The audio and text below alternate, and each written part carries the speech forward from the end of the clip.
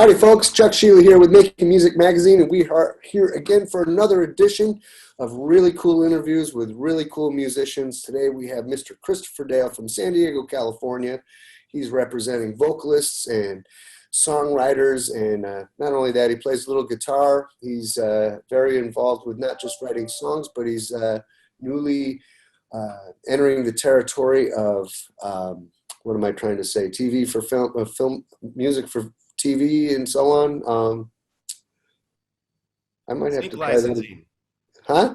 Sync licensing. Sync licensing. That's it. Movies, television, advertising. All right. Well, I Get couldn't better think of the at it. word. I couldn't think of the word, and you could. So tell us about what's going on with that, Mr. Dale. Well, I've had some placements in the past, but I'm really focusing on that more, obviously, because of what happened in 2020 when you're a touring artist and you get booted back home. So as a stay-at-home singer-songwriter, cooking and cleaning, I figured I might as well take my back catalog and start to build and strengthen relationships with music supervisors and music libraries, and also keep that in mind as I continue to create and release what it is today, more like singles rather than full CDs, based on the way people are consuming music through the digital streaming platforms of today. Right. Well, that's pretty cool. I mean, a lot of musicians are sidelined because of there's no gigs to play per se, not very many. Right. And a lot of our pals are hanging around watching reruns of Green Acres and stuff, pissing and moaning about the state. Place to be. But not you. I mean, like you, I've also found it a very opportunistic time to be very productive with those other things, and so yeah. You're alluding that you've done some writing, you've worked on your sync licensing Yes. activity and research, I believe. Research is heavily involved in that, and it's because those people are very busy, so you don't want to waste their time, and you only get their attention for a very small window. So the two main things is to approach them, to be of service and with empathy to what do they need? What are they working on? You don't want to contact somebody who doesn't use your genre of music.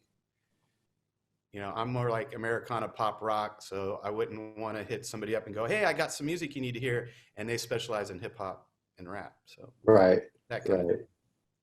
Yeah. That's a really important point. So many musicians are focused on what they're doing that when they present themselves, they present themselves in a way that's they talk about what they are and what they have, and they talk about themselves. So to hear you say to approach somebody in the industry with empathy right. is a very overlooked yes.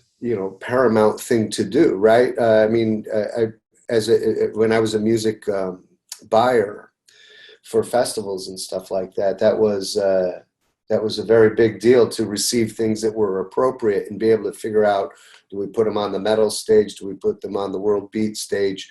Yep. To find those things out very quickly is the name of the game, because another tip for our readers here, based on what you're saying, is as a music buyer, I felt like I had 5 minutes to book 500 bands, right. Decipher all those groups, open up their packages, look at their stuff online. Right. And basically the ones who got booked the most often were the ones who, everybody could play who got on there, but when you sort out all those guys and distill them into just a few slots on stage, it really does come down to how slick your presentation is and how empathetic it is.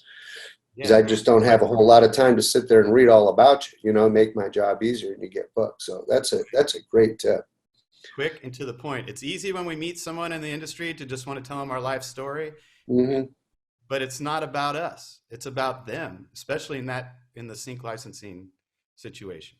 Mm-hmm. It is. Right. So, so you have a few things going in that direction, which is great news, and I'll look forward to hearing about how that all works out. But in the meantime, you're also very busy in the studio making and creating music as an artist. Yes. And so, as a songwriter, um, folks here probably figuring out we go back a little bit. Chris is a very avid and constantly writing songwriter. So, why don't you tell us a couple tips that you think about that keep you so assertive, aggressive, actually, as a writer? Well, a lot of it has to do with drive and the way it makes me feel, the craft of songwriting. It just grabs hold of me. How you get inspiration from just about anywhere at any time, and how you take something from nothing and you create it into something you can share with other people. Then you have that experience where you connect with people through the song, and there's no feeling like it. So that's what drives me. So you want why wouldn't I want to wake up every day and want more and more of that? Now the sharing part's a little more interesting. So that's where I am spending more time in the studio, because normally when I would finish a song, I would have it, I would call up a friend or two and I go, hey, come over. And I just sit down and I play the song. And even though they're my friend, they're going to be honest with me. And I can tell when they're connecting and they're not connecting. So, and then from there, I could take it out on tour and try it out. And then you can change things and stuff like that. The process has changed quite a bit at this time, staying at home to where I'm recording, but now I'm really working in the studio and trusting what the producer has to say. And I'm saying, produce me. I don't want to just bring the song in there and we record it like it is. I need that input because I have my strengths. The producer has his strengths. So together we want to make it better. And so, yeah, I'm a morning person. So I basically never use an alarm. Something wakes me up. And it could be even in the middle of the night. And I either have to get up and watch TV, read a book, try to get, sleepy again, or that's the perfect time to write because no one's bothering me. I don't have the text. I don't have all this stuff coming at me. And so that's a very productive time for me. And also in the morning, I'm ready to go. I don't lay in bed and go, oh, the sun's up. It's like my mind is racing and has a list of stuff I need to get done, but also a lot of the creativity comes. And so that's when I do the bulk of it. And then by the afternoon, I'm just like, ugh, I need a break. And then sometimes it kicks in later in the day, or I have a gig like I would in the past more often. But that's kind of the typical day for me. So, as far as being a singer goes, tell me a little bit about your training as a singer, or non-training or training, or you know, you're a good singer, you're skillful, and Karaoke. how did you tell us about your path on that? Karaoke. Karaoke. It was huge for me, especially early on, because it not only gave me an outlet as I was trying to be more consistent on practicing my instrument, acoustic guitar primarily, but it also singing different genres and different ranges. It taught me more about what my capabilities were. I did take vocal lessons for a year from a real talented guy named Martin Grushin here in San Diego, who a lot of the top singer-songwriters and people in cover bands here. My friend Eve Sellis is kind of how I found out about. I see. And it also taught me that because I came from my first band was a rock band. And so I was really projecting and, belting it out. So I also learned that luckily I was using proper technique for the most part. I wasn't straining my vocals. I wasn't damaging my vocal cords. Uh, so that was a very positive thing, helpful experience and process, learning curve. But yeah, really, I'm not kidding about the karaoke. That was very helpful. From there, I don't know. I don't really think about it a Right. lot. I just do it. It seems to be instinctual. That's a fair remark. As a person who knows you, yeah, it's like kind of a thing. You just wake up and this is what you do. And When it doesn't work out, you change. You keep bobbing and weaving. It's like, okay, well that sucked. Don't do that. Oh, well that was good. Oh, people responded to that. So you just kind of figure it out. It's trial and error. I'm the trial and error guy. good. Well, everybody should be. There's a lot. That's where you learn the most is trial and error, I'd say. So let's see. What else can we talk about here? Is there anything you would like to talk about? Me personally, what's going on? Again, not being able to tour and stuff and recording a lot. Again, with the sync licensing, I'm not writing things specifically for trends or anything to follow that industry. What I've learned through mentorship is to be authentic. So write the songs I would write, sing the songs I would sing, and they'll find a place in that part of the industry.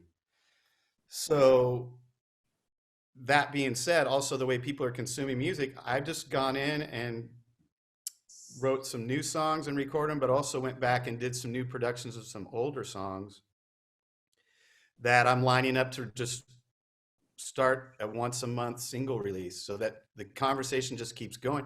That is what the industry has become. So I always loved listening to full albums. I loved the concept. I loved creating the album and the song placement on the album, how they all flow together. And I always tried to make it tell each song tells its individual story, then all the songs together and the order tell a bigger story. And that's how I grew up listening to music. And I love that. But that's a thing of the past, really, because most people don't have CD players anymore. It is. It's kind of like the concept and the song has been basically replaced by pretty much the hook. I was reading Yeah, you got to something get them right that away. Quincy Jones was saying that these days we need good songs. There's no good songs anymore. It's just hooks. And I was like, wow, that's a pretty profound remark, which is true, actually. You There's got a to lot look. of that. They're out there. You just got to look harder, and people Hmm. have short attention spans. So especially like the algorithm of Spotify and Apple Music and all that, they the listeners got to. You can't have a long intro. You got to get them right away to get them to listen to that 30 seconds mark, so that you get your half a penny for the stream. Yeah. You're off going to the big time to the bank and everything, and it's like, Yeah. 30 cents. Yeah. right, right. All right, man. Well, thanks very much for talking with us here. It's been a delight to visit with you, talking about music and writing and singing and syncing and getting up early, get to work and so on. So tell everybody where we can find you. Stay in touch with Christopher Dale. Yeah, well, my main website is christopherdalemusic.com, and I have most of my previous releases up there for free streaming. And I'm considering, based on some mentorship and advice I've been given by some of the younger artists, and I've had to relearn the music business about 3 or 4 different, maybe 5 different times in my lifetime since I've been doing this. Yeah. And so now people don't really pay for downloads and stuff. So music's becoming more of a promotional tool now, which is supposed to lead to touring and merchandising. But yeah, so you can be savvy merchandising, but then you got to if you're not touring, you got to go to the post office. That doesn't thrill me. Sure. So I'm thinking of, kind of, I know it's worked for my friend Jackie Vinson, who you've met, a extremely prolific Austin native singer, songwriter, guitar slinger, who was streaming every day in 2020, and she was in the top 10 of all streams in 2020. Wow. And she was number 10, but there's only 2 other artists ahead of her. All the other ones were like the Grand Ole Opry. They were like serieses. So I see. if that's the right word, series. Series Hey. is? I don't know. Siri is. So, uh, so where was, okay. So the thing is to change the pay per download to just pay what you want. And people today will pay more to support you for stuff. So I'm in the process of trying to figure that out based on my website. I'm also on the social media, Facebook. It's taken me a long time to figure that out. Now the Instagram's the thing. I'm a little slow on that because I'm just trying to concentrate and get better on one platform. And you have the Facebook Live stuff. So I'm doing a regular Facebook Live on Tuesdays now at 6 p.m. Pacific Standard Time at facebook.com/Christopher Dale Music with my friend Rhea, who's super talented. So she's at home, I'm at home, split screen, and we trade song for an hour. And Yeah, I watched that. It was a lot of fun.